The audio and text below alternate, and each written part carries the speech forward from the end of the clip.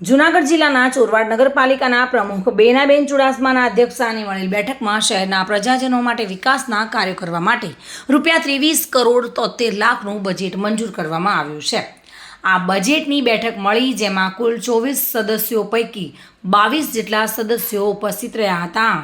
વિકાસના કામોને વેગ આપવા માટે ₹23,73,00,000નું બજેટ સર્વાનુમતે મંજૂર કરાયું છે।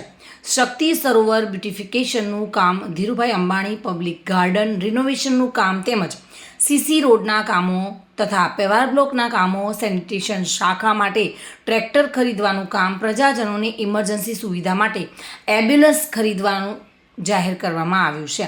તેમજ સ્ટ્રીટ લાઇટો અને નળ સે જલ યોજના તથા તે અંતર્ગત બાકી રહેતા વિસ્તારોમાં પાણીની જે લાઈનો છે તેનો પણ સમાવેશ કરવામાં આવ્યો છે। આ તકે બેઠક દરમિયાન વિવિધ સમિતિઓની રચના પણ કરવામાં આવી હતી, જેમાં કારોબારી ચેરમેન તરીકે ધીરુભાઈ સમતભાઈ ડાભીની નિમણૂક કરાઈ છે તથા શાસક પક્ષના નેતા તરીકે વીરાભાઈ સરમણભાઈ વાઢેર, દંડક તરીકે પ્રકાશભાઈ શાંતુભાઈ સુખડિયા, સામાજિક ન્યાય સમિતિના ચેરમેન તરીકે કવિતાબેન દિનેશભાઈ ચુડાસમા, રોશની સમિતિના ચેરમેન તરીકે અશોકભાઈ પાંચાભાઈ ચુડાસમા, બાંધકામ સમિતિના ચેરમેન જીવાભાઈ કરશનભાઈ વાઢેર, પાણી પુરવઠા સમિતિના ચેરમેન રણજીતભાઈ લખમણભાઈ ડાભી અને સેનિટેશન સમિતિના ચેરમેન શ્રીમતી ભારતીબેન પરબતભાઈ પંડિતની નિમણૂક કરવામાં આવી છે।